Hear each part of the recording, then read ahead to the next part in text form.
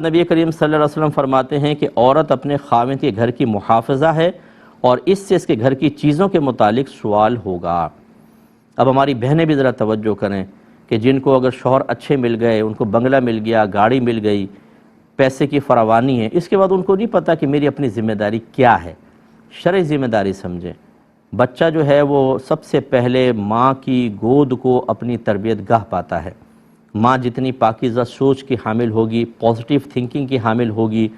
اس کی ایکٹیویٹیز جتنی اچھی صاف ستھری ہوں گی، بچے اتنے ویسے سیکھیں گے۔ چنانچہ اگر ایک عورت ہے وہ مطلب علم دین سے عاری ہے اور وہ اپنی کم علمی یا جہالت کی بنا پر خطائیں کر رہی ہے، گناہ کر رہی ہے، خلاف شرع کام کر رہی ہے، یا بد اخلاقیوں کی وجہ سے شوہر کی زندگی عذاب بنائی ہوئی ہے پورے گھر کی، اور بچے اس کو سیکھ رہے ہیں، تو یہ گناہ جاری ہے عورت کے لیے۔ لہذا عورت کی ذمہ داری کیا ہے؟ پہلے شوہر کے اعتبار سے میں عرض کر دیتا ہوں، اس کے مال کی حفاظت کرنا۔ شوہر کا مال اس کی اجازت کے بغیر عورت کہیں نہیں دے سکتی ہے۔ اپنی پاکٹ منی میں خود مختار ہے، لیکن اگر شوہر کا مال ہے تو اس میں دو چیزیں ہوتی ہیں کہ اگر وہ کہیں دینا چاہتی ہے، اس کو یقین ہے کہ شوہر اس پہ ناراض ہوگا، پھر تو دینا ہی گناہ ہے، چاہے آپ مسجد میں دیں، شوہر سے پوچھ کے دینا ہوگا۔ اور اگر یقین ہے کہ شوہر ناراض نہیں ہوگا، تب بھی پوچھ کر دینا افضل ہوتا ہے، بغیر پوچھے دے گی تو آدھا ثواب ہوگا، یہ حدیث میں ہے۔ لہذا پورا ثواب حاصل کرنے کے لیے اپنے شوہر کو بتانا ہوگا۔ بعض خواتین تھوڑا بہت گھر سے پیسہ بچا کے اپنے میکے میں دیتی رہتی ہیں۔ اپنے ماں باپ کی، بہن بھائیوں کی مدد کرنا کوئی بری چیز نہیں ہے، لیکن اس چوری کی طرح کے انداز سے کرنا اور شریعت کے اس تقاضے کو ملحوظ نہ رکھنا، یہ سمجھ لیں شوہر کے مال میں امانت کے بجائے خیانت کا ارتکاب ہے، اور اس پر بھی بہنوں کی گرفت ہوگی۔ دوسری عورت کی ذمہ داری ہے اپنی عصمت اور عزت کی حفاظت کرنا۔ جب ایک عورت کی شادی ہو جاتی ہے تو اس کا ہنسنا، اس کا مسکرانا، اس کا میک اپ، اس کا لباس، اس کا ہیئر اسٹائل، اس کی لپسٹک، اس کی نیل پالش صرف اپنے ہسبینڈ کے لیے ہونی چاہیے۔ اگر ذرا بھی غیر مردوں کے لیے کیا اس نے، غیر مرد سے مراد کو اجنبی نہیں، آپ کے کزنز جو ہیں، میل کزنز، یہ بھی آپ کے لیے نامحرم ہے۔ آپ کا خالو آپ کے لیے نامحرم ہے، ٹھیک ہے نا؟ اس طرح آپ کا پھپھا آپ کے لیے نامحرم ہے۔ اگر کوئی اور رشتے سے حرمت کا نہیں ہوتا تو بعض اوقات ایسا ہوتا ہے کہ خواتین میک اپ وغیرہ کر کے شادی بیاہ میں جاتی ہیں، تو جس سے میل کزنز ہو، بھئی آج تو بہت اچھی لگ رہی ہو تم، آج تو بہت خوبصورت لگ رہی ہو، بھئی کیا تم نے ہیئر اسٹائل، خوش ہو جاتی ہیں، وہ بانچیں کھل جاتی ہیں ان کی فوراً، اور نیکسٹ ٹائم جب وہ جاتی ہیں اور بن سنور کے تاکہ دو تعریف جملے ملیں۔ اس میں کبھی شوہر کی بے ذوقی کا بھی بڑا دخل ہوتا ہے، اس کا انکار نہیں ہوتا کہ وہ اپنی بیوی کی تعریف کرنے کے لیے تیار نہیں ہوتا۔ اگر بیوی بن سنور کے تھوڑا سامنے آئے کہ شوہر دو جملے بولے اور آنے لگے، ارے ہٹو بھئی نیوز دیکھنے تو ذرا، شوہر نے تعریف نہیں کی، لیکن جب وہ شادی میں گئی تو کزن نے بڑی تعریف کی۔ عورت تعریف کی اکثر بھوکی ہوتی ہے، اس طرف مائل ہو جاتی ہے۔ شوہر نے کھانے کی تعریف نہیں کہ مہمان انگلیاں چاٹ رہے ہیں، بھابھی کیا کھانا بنایا ہے آپ نے، بھابھی کیا کھانا بنا، بھابھی چوڑی ہو رہی ہیں، خوش ہو رہی ہیں، اور پھر وہ ان کے لیے خاص غیر مردوں کے لیے نیت سے کھانا بنا رہی ہے کہ دو تعریفی جملے آئیں۔ اچھا، کھانا بنانا غیر مرد کے لیے کوئی حرام نہیں کہہ رہا ہوں، مطلب کہنے کہ توجہ شوہر کے بجائے غیر کی طرف جانا، اس میں بعض اوقات شوہر کا بھی دخل ہوتا ہے۔ اس لیے میری بہنیں برا نہیں مانیں، اگر آپ نے تیاری اپنے لیے کی ہے یا اپنے ہسبینڈ کے لیے، ٹھیک ہے۔ اب اگر آپ شادی بیاہ میں گئی، کسی نے کوئی تعریفی جملے کہہ دیے اور دل میں خوشی بھی محسوس ہوئی، اس میں آپ کی گرفت نہیں، کیونکہ آپ کا قصد و ارادہ یہ نہیں تھا۔ لیکن اگر قصد و ارادہ یہ ہو کہ فلاں مجھے دیکھے اور میری تعریف کرے، سمجھ لیں آپ خیانت کی مرتکبہ ہوئی ہیں۔ اسی طریقے سے اگر کسی غیر مرد کی طرف آپ کا میلان ہو جاتا ہے اور آپ اس کے تصور میں رہتی ہیں، یا اس سے بعض خواتین دوستیاں کر لیتی ہیں فیس بک وغیرہ کے اوپر اور غیر مردوں سے چیٹنگ چل رہی ہوتی ہے، یہ شوہر کی امانت میں خیانت کا تصور ہے۔ اور پھر بعض تو اللہ تعالیٰ ہماری ایسی بہنوں پر کو ہدایت بھی عطا فرمائے، رحم فرمائے، کیونکہ میں ایز اے مفتی ورک کر رہا ہوں، کتنی خواتین ایسی ہیں جو زنا کی مرتکبہ ہو جاتی ہیں، کیونکہ وہ کسی سے دوستی کرتی ہیں، پھر وہ آگے معاملہ بڑھتا ہے حتیٰ کہ زنا تک پہنچ جاتی ہیں۔ اور اس میں تو پھر برود قیامت شوہر کھڑا ہوگا اور خاتون کھڑی ہوں گی، اور جس شخص کے ساتھ یہ معاملہ ہوا اسے بھی کھڑا کیا جائے گا، اور اب احتساب ہوگا۔ نبی کریم صلی اللہ علیہ وسلم جب مجاہدین کو بھیجا کرتے تھے تو بعضوں کے گھر میں پیچھے کوئی نہیں ہوتا تھا، تو وہ جاتے ہوئے اپنے کسی دوست کو کہہ دیتا تھا کہ بھئی میرے گھر والوں کا خیال کرنا۔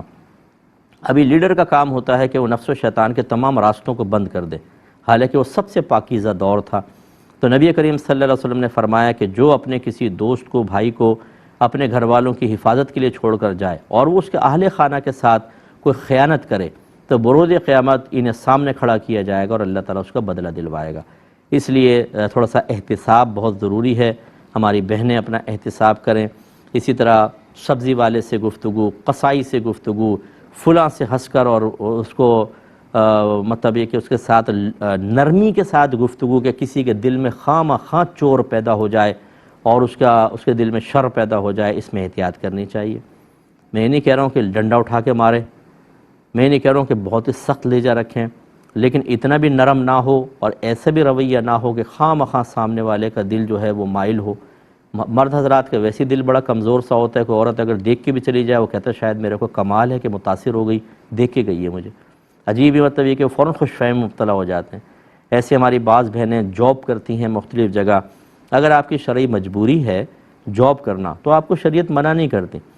لیکن اب جاب جہاں پر آپ کر رہی ہیں وہاں پر اگر غیر مردوں کے ساتھ ہنسی مذاق ٹھٹا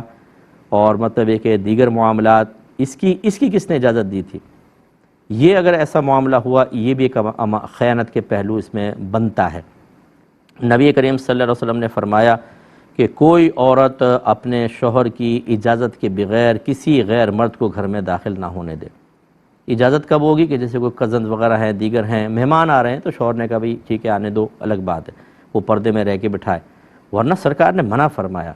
اب ہماری خواتین، ہماری بہنیں بعض اوقات اس پہ توجہ نہیں کرتی ہیں، کالج خصوصاً جو جدید دور کی بچیاں ہیں کالج لائف میں ہوتی ہیں، سہیلیاں ہوتی ہیں، پھر وہ آپس میں ملنا، شوہر کے ساتھ آ گئی ہے اور کزن سے ہنسی مذاق ٹھٹا ہوتا ہے، اور اس میں بعض اوقات پھر وہ اگر شوہر شریعت کو ملحوظ رکھ کر منع کرنے لگے تو اس کو تنگ نظر کہا جاتا ہے، اس کو دقیانوسی کہا جاتا ہے۔ لڑکی کہتی ہے کہ اس گھر کے اندر مجھے سانس گھٹتا ہوا محسوس ہوتا ہے، اس سے نہ ملو، اس سے نہ بولو۔ یہ تو شوہر کی ذمہ داری ہے۔ جیسے ابھی پیچھے یہ بات گزری کہ ہر شوہر سے اس کے گھر والوں کے بارے میں کویسچن ہوگا،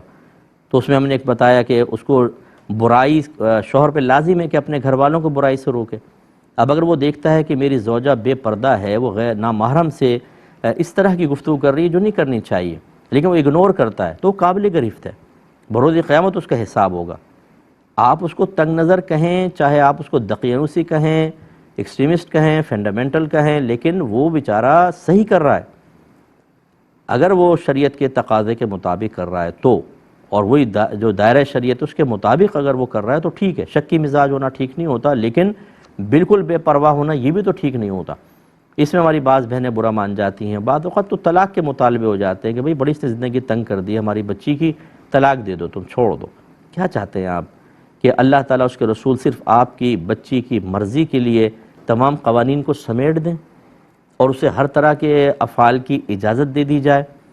مذہب آپ کی زندگی کو تنگ نہیں کرنا چاہتا، مذہب آپ کو خرابی سے بچانا چاہتا ہے، آپ کی زندگی کو ایک نظام، ایک قرینے پہ لے کر آنا چاہتا ہے۔ ایسی خواتین جو یہ کہتی ہیں کہ میری بچی کی زندگی اس نے تنگ کر دی، میں آپ سے کویسچن کرتا ہوں، اگر آپ کی بہو اس طرح کرے کہ میکے جائے اور وہاں اپنے میل کزن سے ہنس کے باتیں کر رہی ہو اور آپ دیکھ لیں، کیا کریں گی آپ تو فوراً بیٹے کو بلائیں گی، ادھر آؤ، دیکھو تمہاری بیوی کیا کر رہی ہے، تمہیں ذرا کنٹرول نہیں اپنی بیوی کے اوپر، مر جانا چاہیے تمہیں، غیرت سے ڈوب کے مر جانا چاہیے ہیں۔ اس طرف اتنے ماشاءاللہ خوبصورت لیکچر اور وہاں پہ یہ کہنا کہ میری بیٹی کی زندگی تنگ کر دی۔ تھوڑا سا سوچئے، یہ دو نظام، دو اسٹینڈرڈ نہ بنائیں اپنے گھر کے اندر۔ جو اپنی بیٹی کے لیے آپ چاہتے ہیں وہی بہو کے لیے، اور جو بہو کے لیے نہیں چاہتے وہ بیٹی کے لیے بھی نہ چاہیں نا، یہ ہمارے یہاں غلط ہو رہا ہے۔ تو خواتین کو، ہماری بہنوں کو چاہیے ہم سے بھی ناراض نہ ہوں، اور ہوں تو بہرحال میرا کیا مسئلہ ہے، ہمیں کیا پرواہ، ہمیں تو بتانا ہے شرعی احکام۔ تو اس لیے ہماری بہنیں اپنے آپ کو ریزرو کریں اور محتاط چلیں، یہی آپ کے حق میں بہتر ہے۔ ایک تو یہ شوہر کا معاملہ ہوا، دوسرا اچھا مال اور شوہر، تیسرا جو ہے وہ اولاد کے سلسلے میں ہر عورت پہ ذمہ داری ہے کہ وہ اپنے بچوں کو کہ اولین تربیت وہ کرے، کیونکہ ماں ابتدا میں بچے ماں سے کلوز ہوتے ہیں۔ اس لیے ہمارا مذہب اسلام یہ کہتا ہے کہ اگر میاں بیوی میں سپریشن ہو جاتی ہے تو بچہ 7 سال تک اپنی ماں کے پاس رہے گا، یعنی 8ویں سال میں جب داخل ہوگا تو باپ کے پاس جائے گا، اور لڑکی 9 سال تک ماں کے پاس رہے گی، کیونکہ اولین جو تربیت کی ذمہ داری ہے وہ ماں کو دی ہے۔ اب آپ خود سوچئے، وہ وقت ہوتا ہے 1 سے لے کر 7 سال، یعنی 8ویں سال میں بچہ داخل ہوا اور بچی کا 9واں سال، کہ جس میں بچوں کی آبزرویشن بہت ٹائٹ ہوتی ہے، وہ ہر چیز کو محسوس کر رہے ہوتے ہیں، دیکھ رہے ہوتے ہیں، یہاں نقش یہاں بیٹھ رہے ہوتے ہیں۔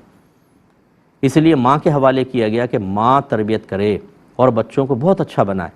اب اگر ماں ہی 1 سے 7 سال تک بچے کے ذہن کو ڈسٹرائے کر دے، تباہ کر دے، بچی کی غلط تربیت کرے، تو آئندہ زندگی تو گئی اس کی کام سے۔